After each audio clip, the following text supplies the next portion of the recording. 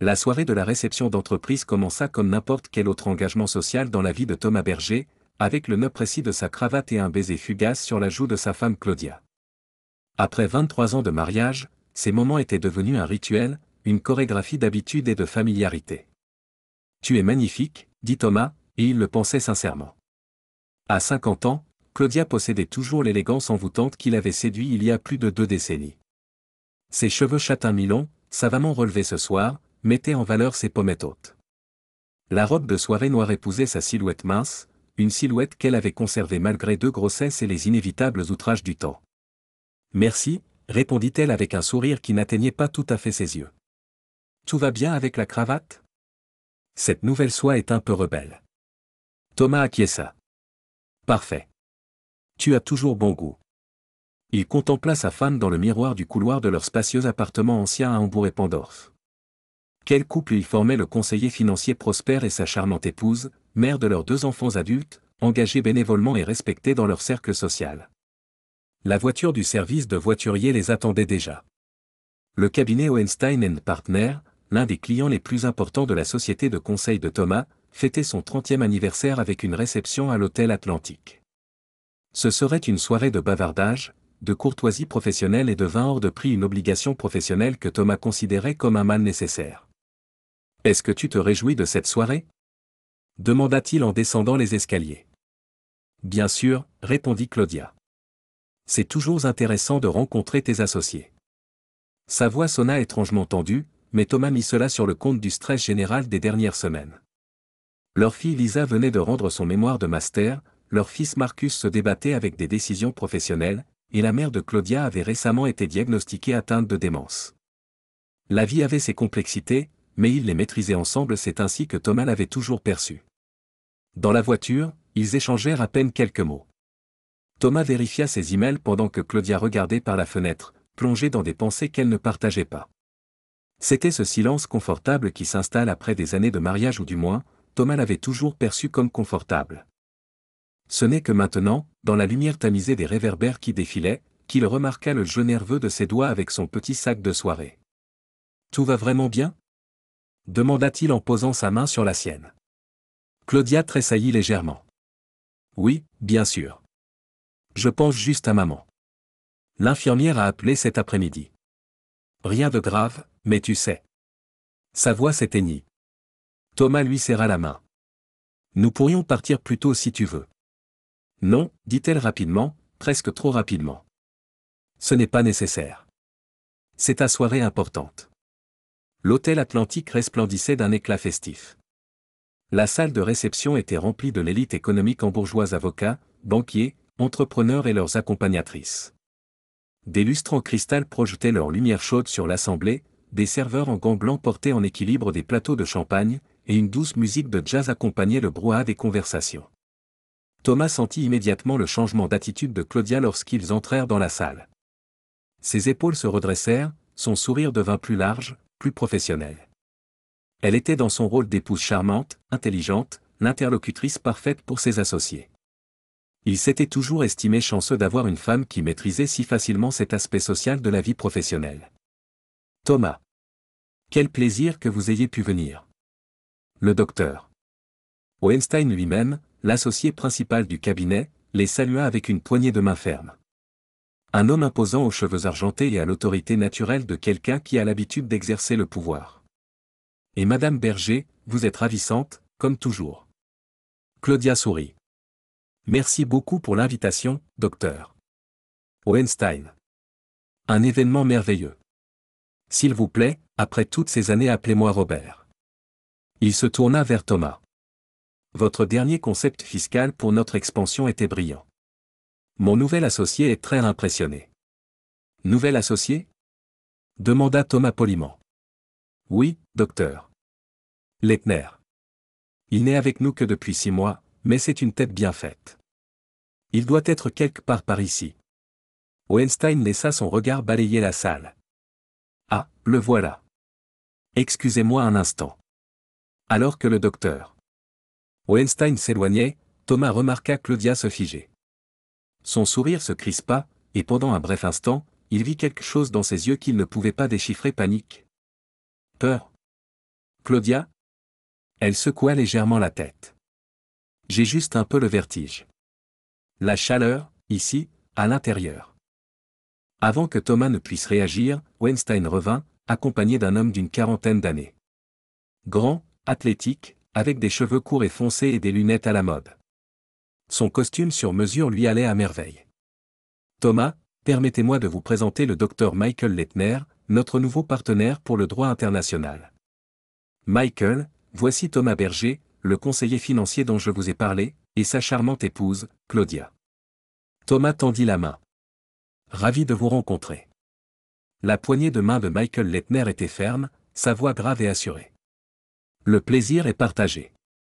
J'ai entendu beaucoup de bien de votre travail.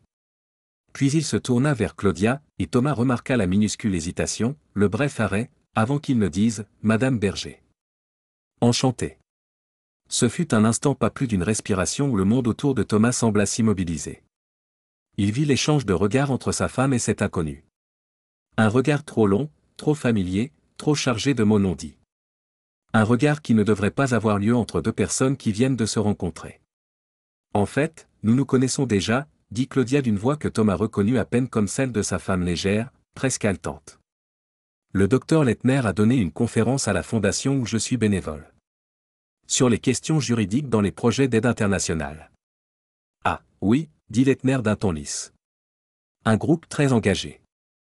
Votre femme a fait un travail impressionnant. Thomas hocha la tête mécaniquement, tandis qu'un malaise indéfinissable montait en lui. Quelque chose clochait. La façon dont Claudia parlait, dont elle se tenait trop raide, trop contrôlée. Et cet homme, ce Michael Leitner, ses yeux s'attardèrent une seconde de trop sur le visage de Claudia avant de se tourner à nouveau vers Thomas. J'aimerais discuter avec vous de vos approches en matière d'optimisation fiscale internationale, dit Leitner. Peut-être lors d'un déjeuner la semaine prochaine? Bien sûr, s'entendit répondre Thomas, tandis que son esprit essayait encore d'assimiler l'étrange moment. Laissez-moi votre carte. La conversation se poursuivit, superficielle, professionnelle.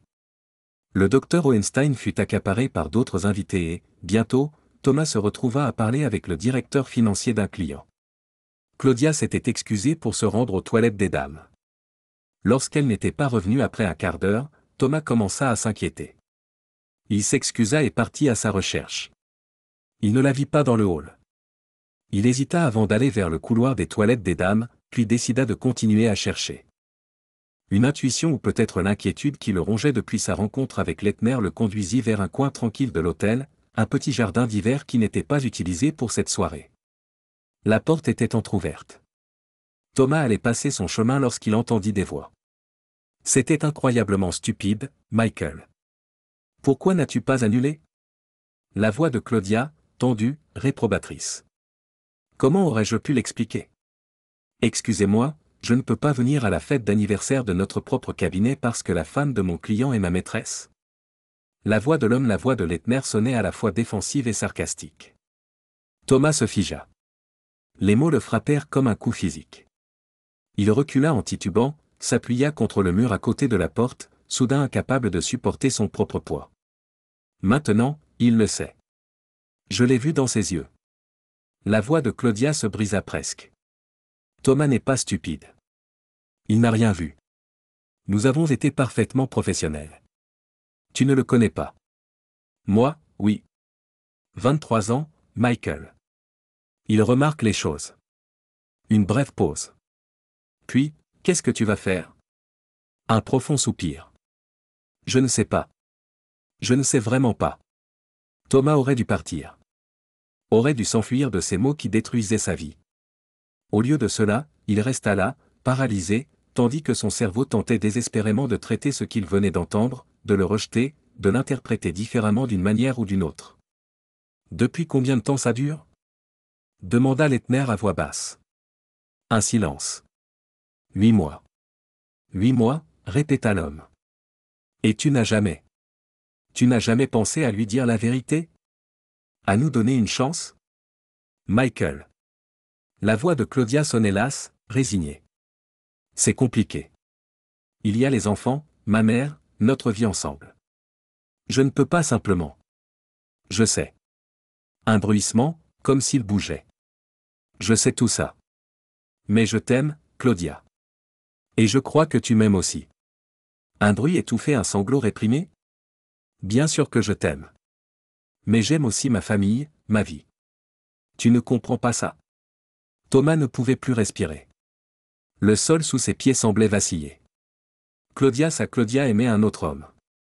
Depuis 8 mois, elle menait une double vie, lui mentait en face, partageait son lit, son intimité avec un étranger. Il voulait faire irruption, la confronter, crier, frapper Leitner au visage. Au lieu de cela, il se força à respirer calmement, à reculer d'un pas. Avec des mouvements mécaniques, il ajusta sa cravate, lissa son costume et retourna lentement, avec maîtrise, dans la salle principale. Les 2 heures qui suivirent furent un exercice de maîtrise de soi. Thomas sourit, serra des mains, discuta affaires. Quand Claudia revint les yeux légèrement rougis, mais le maquillage parfaitement refait, il prit sa main, la serra doucement et demanda avec inquiétude, « Tout va bien, ma chérie? Tu étais partie si longtemps. » « Excuse-moi, dit-elle. J'ai eu un appel de la colocataire de Lisa. » « Rien de grave, mais tu sais comment c'est. » Le mensonge lui vint si facilement aux lèvres que Thomas se demanda combien d'autres mensonges il avait acceptés au cours des derniers mois années. Il l'observa pendant le reste de la soirée. Il observa comment elle suivait Leitner du coin de l'œil, comment elle maintenait soigneusement une distance, comment elle tressaillait lorsque l'avocat riait avec une collègue attirante. Son amour était si manifeste, si transparent, comment n'avait-il pas pu le voir plus tôt? Sur le chemin du retour, ils parlèrent de choses insignifiantes. Le repas, les invités, les derniers potins.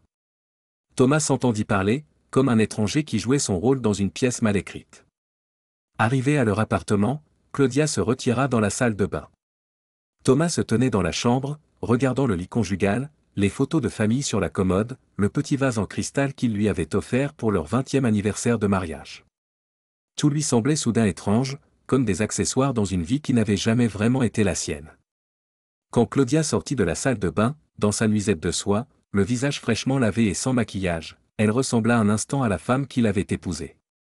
Vulnérable, authentique, à lui. « Thomas » demanda-t-elle hésitante. « Tout va bien? Tu as l'air si absent. » Il la regarda longuement. Il chercha dans son visage la femme qu'il croyait connaître. « Depuis combien de temps connais-tu vraiment le docteur Leitner » demanda-t-il finalement, sa voix plus calme qu'il ne se sentait.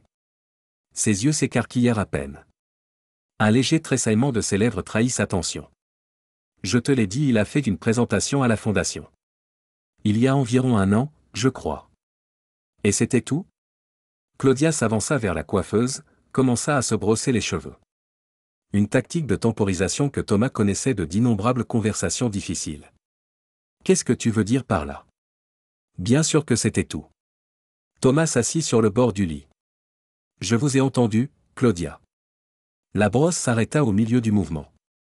Leurs regards se croisèrent dans le miroir. « Qu'est-ce que tu as entendu » demanda-t-elle, sa voix à peine plus qu'un murmure. « Tout. Dans la serre. Toi et ton amant. » Le dernier mot franchit ses lèvres avec amertume, comme un corps étranger. La brosse tomba sur la coiffeuse avec un bruit sec. Claudia se retourna lentement, le visage cendré. « Thomas, 8 mois, la coupa-t-il. 8 putains de mois, Claudia. Pendant que je travaillais, que je me souciais de notre famille, que je planifiais notre avenir, tu te vautrais avec ce. Il s'interrompit, incapable de trouver les mots pour exprimer la douleur et la rage qui le déchiraient. Claudia se tenait là, les mains croisées devant son corps, comme pour se protéger. Ce n'est pas comme tu le penses. Un rire amer s'échappa de sa gorge. Non? Alors comment est-ce? Explique-moi. Explique-moi comment ma femme couche avec un autre homme depuis 8 mois et ce n'est pas comme je le pense. Je n'ai jamais voulu te blesser, dit-elle doucement. Ah non? Qu'est-ce que tu pensais qu'il allait se passer, Claudia? Que je ne le découvrirais jamais? Que tu pourrais éternellement mener cette double vie? La mère attentionnée et l'épouse exemplaire le jour, la maîtresse secrète d'un avocat prospère la nuit. Elle tressaillit comme s'il l'avait frappée. Ce n'était pas prévu. C'est juste arrivé. Rien ne s'est juste arrivé, rétorqua Thomas, élevant maintenant la voix. Tu as pris des décisions. Chaque jour, pendant 8 mois, tu as choisi de me mentir, de me tromper, de trahir notre vie, notre mariage. Des larmes coulaient sur les joues de Claudia. Je sais. Et je suis tellement, infiniment désolé. Je voulais y mettre fin, si souvent. Mais après. Mais après quoi? Baiser-il mieux que moi? C'était ça. Thomas ne se reconnaissait pas dans ce ton brutal et blessant, mais il était incapable de se retenir. La douleur cherchait une issue, et la colère était plus facile à supporter que le chagrin lancinant. Non. Thomas, s'il te plaît. Elle fit un pas vers lui, la main tendue. Il n'a jamais été question de sexe. C'était. J'avais l'impression d'être vue. Comprise. En tant que plus qu'une simple mère et épouse. Thomas recula devant son contact comme si elle était toxique. Et moi? Est-ce que je ne t'ai pas vue? Pas comprise? 23 ans de mariage, 2 enfants, toutes ces luttes et ces victoires partagées, tout ça ne valait rien. Si, bien sûr que si. Ça l'est. Thomas, notre mariage, notre famille, c'est ma vie. Apparemment pas toute ta vie, rétorqua-t-il amèrement. Qu'est-ce qu'il t'a donné que je ne pouvais pas? Claudia se serra contre elle-même, les bras croisés. Ce n'est pas si simple. Ces dernières années, on fonctionnait, Thomas. On jouait nos rôles à la perfection. Mais quand est-ce qu'on a vraiment parlé pour la dernière fois? Pas des enfants, pas des choses du quotidien, mais de nous? De nos rêves, de nos peurs, de nos désirs? Thomas voulut protester, lui dire qu'elle disait n'importe quoi. Mais une partie de lui, une partie d'une honnêteté effrayante savait qu'elle n'avait pas complètement tort. Leur mariage était devenu une machine bien huilée ces dernières années. Efficace, fiable, mais souvent sans passion. Et ça justifie une liaison? Demanda-t-il, maintenant plus calme, mais pas moins blessé. Ça te donne le droit de risquer tout ce qu'on a construit? Non, murmura-t-elle. Rien ne justifie ça. J'ai fait une terrible erreur, Thomas. Une erreur impardonnable. Est-ce que tu m'aimes? La question lui brûlait les lèvres, et pourtant, il devait la poser. Claudia ferma brièvement les yeux. C'est compliqué. Non, ça ne l'est pas, dit Thomas avec un calme qu'il ne ressentait pas. Soit tu l'aimes, soit tu ne l'aimes pas. Un long silence suivit. Puis, à peine audible, oui. Je l'aime. Mais je t'aime aussi, Thomas. Je l'ai toujours fait. Les mots le frappèrent comme un coup physique. Il le savait, bien sûr qu'il le savait, depuis qu'il avait surpris la conversation. Et pourtant l'entendre sortir de sa bouche rendait la chose définitivement réelle. Je ne peux pas rester ici ce soir, dit-il en se levant. Avec des mouvements mécaniques, il commença à mettre quelques vêtements dans un sac de voyage. Thomas, s'il te plaît. Parlons-en. On peut surmonter ça, ensemble. Il s'arrêta, se tourna vers elle. Peux-tu me regarder honnêtement dans les yeux et me dire que tu es prête à ne plus jamais le revoir? Que tu mets fin à cette liaison, ici et maintenant. Claudia ouvrit la bouche, puis la referma. Des larmes coulaient maintenant librement sur son visage. Je le veux. Je veux sauver notre mariage, notre famille. Ce n'est pas une réponse à ma question. Je ne sais pas si je peux, avoua-t-elle finalement. Je le veux, mais je ne sais pas si je suis assez forte. Thomas acquiesça lentement. Au moins, tu es honnête maintenant. Il ferma le sac, attrapa son téléphone portable et son portefeuille. Je vais passer la nuit à l'hôtel. Demain, on reparlera. Où vas-tu? Demanda-t-elle, paniquée. S'il te plaît, ne pars pas comme ça. Je dois, dit-il simplement. Si je reste ici maintenant, je vais dire des choses que je pourrais regretter. Devant la porte, il s'arrêta encore une fois.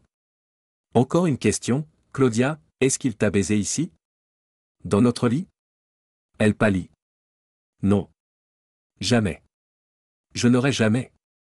Mais tout le reste était bien? Il secoua la tête. Épargne-moi la réponse. Sur ces mots, il quitta l'appartement, descendit les escaliers et s'enfonça dans l'air frais de la nuit hambourgeoise. Ce n'est que dans sa voiture, seul dans l'obscurité, qu'il s'autorisa à s'effondrer. Les larmes vinrent sans prévenir, chaudes et amères, accompagnées de sanglots profonds qui remontaient de sa poitrine. Un cri primal de trahison, de désespoir et d'illusion brisée. Les jours suivants se fondirent en un brouillard de douleur, de colère et de stupeur incrédule. Thomas prit une chambre à l'hôtel Barcelo, à quelques rues de leur appartement, et se mit en arrêt maladie. Il ne pouvait pas supporter l'idée de continuer sa vie habituelle comme si de rien n'était. Claudia appela d'innombrables fois, envoya des messages. Il les lisait, mais n'y répondait pas. Que dire? Chaque conversation ne ferait que tourner en rond ses justifications, ses accusations, ses larmes, sa colère. Il avait besoin de distance, de clarté. Le troisième jour, on frappa à la porte de sa chambre d'hôtel. Thomas ouvrit, s'attendant à moitié à voir Claudia. Au lieu de cela, son fils Marcus se tenait là, le visage grave et inquiet. « Papa » dit le jeune homme de 27 ans en lui donnant une accolade ferme. « Qu'est-ce qui se passe ? Maman ne fait que pleurer et dit que tu as besoin de temps. » Lisa est complètement désemparée. Que s'est-il passé? Thomas fit entrer son fils, lui proposa le seul fauteuil de la pièce tandis qu'il s'asseyait lui-même sur le bord du lit. Comment expliquer à son enfant, devenu adulte, que la famille qu'il a toujours considérée comme sûre et immuable reposait sur un mensonge? Ta mère et moi. Nous avons des problèmes, commença-t-il prudemment. Marcus renifla. Ça, je l'avais compris. Mais quel genre de problème te pousse à quitter la maison après 23 ans de mariage? Thomas se frotta les yeux. Il avait à peine dormi ces dernières nuits et l'épuisement le rongeait. Elle a une liaison, Marcus. Les mots restèrent en suspens dans la pièce, lourds et irrévocables. Marcus le fixa, incrédule, choqué. Quoi? Maman? C'est pas possible. Si. Avec un avocat. Un collègue du docteur Hohenstein. Depuis 8 mois. Tu es sûr? Peut-être que tu as mal compris, ou. Je lui en ai parlé. Elle a avoué. Elle l'aime. La voix de Thomas se brisa sur ces derniers mots. Marcus s'affaissa, paraissant soudain plus vieux. Merde. J'arrive pas à y croire. Maman? Notre maman? Thomas acquiesça, fatigué. Moi non plus, je n'y crois pas. Qu'est-ce que tu vas faire? Demanda son fils après une longue pause. Tu vas vous séparer? Une question que Thomas s'était posée d'innombrables fois. Je ne sais pas. Une partie de moi ne veut plus jamais la revoir, ne veut pas pardonner cette trahison, cette humiliation. Une autre partie. Il s'interrompit, cherchant ses mots. Une autre partie l'aime encore. On n'efface pas 23 ans comme ça. Marcus hocha lentement la tête. Je comprends. Ou. Non, en fait, je ne comprends pas. Comment a-t-elle pu faire ça? Vous faire ça? Nous faire ça à tous? C'est ce que je me demande aussi. Ils restèrent un moment silencieux, père et fils, liés par la douleur commune de la trahison. Tu veux que je lui parle? Finit par demander Marcus. Thomas secoua la tête. Non. C'est entre ta mère et moi. Vous toi et Lisa vous devriez rester en dehors de ça. Mais nous sommes concernés aussi, papa. C'est notre famille. Je sais. Mais vous êtes adultes, vous avez vos propres vies. Votre relation avec votre mère ne devrait pas souffrir de ce qui s'est passé entre nous. Marcus eut un rire amer. Comment je vais pouvoir la regarder sans penser à cette traîtrise? Thomas soupira. C'est ton choix. Je te demande juste de ne pas juger trop vite. Les gens font des erreurs. Des erreurs terribles, impardonnables parfois. Mais il reste les personnes qu'on aime. Tu pourras lui pardonner? Demanda Marcus, sans détour. Une question à laquelle Thomas n'avait pas de réponse. Je ne sais pas. J'ai besoin de temps. Quand Marcus fut parti, avec la promesse de s'occuper de sa sœur et de tenir Thomas informé, une nouvelle vague d'épuisement submergea Thomas. La conversation l'avait vidé, mais elle avait aussi changé quelque chose en lui. La nécessité de se montrer fort devant son fils lui avait apporté une certaine clarté. Il prit son téléphone et ouvrit ses contacts. Ce n'est pas le numéro de Claudia qu'il composa, mais un autre, celui d'un vieil ami qui travaillait comme détective privé. S'il devait prendre une décision concernant son avenir, il avait besoin de tous les éléments. De toute la vérité, et pas seulement des bribes que Claudia voulait bien lui révéler. Karl. Ici Thomas. J'ai besoin de ton aide. Le lendemain, il rencontra Karl dans un café discret d'Altona. Le détective privé, un ancien policier aux cheveux poivre et sel et au regard vigilant, écouta attentivement pendant que Thomas lui expliquait la situation. Donc, tu veux savoir jusqu'où ça va? Demanda finalement Karl. Depuis combien de temps ça dure vraiment? où ils se rencontrent, s'il y en a ou s'il y en a eu d'autres? Thomas acquiesça. J'ai besoin de connaître la vérité. Toute la vérité. Ça peut être moche, Thomas. Tu es sûr de vouloir ça? Non, admit Thomas. Mais j'en ai besoin. Pour décider de la suite. Karl acquiesça, compréhensif. Je m'en occupe. Discrétion assurée, bien sûr. Je t'enverrai la facture plus tard. Dans les jours qui suivirent, Thomas retourna au travail, arborant un masque de normalité qui menaçait de se briser à chaque instant. Ses collègues remarquèrent sa distraction, son irritabilité, les attribuèrent au stress ou à des problèmes de santé. Personne ne se doutait du chaos qui se déchaînait en lui.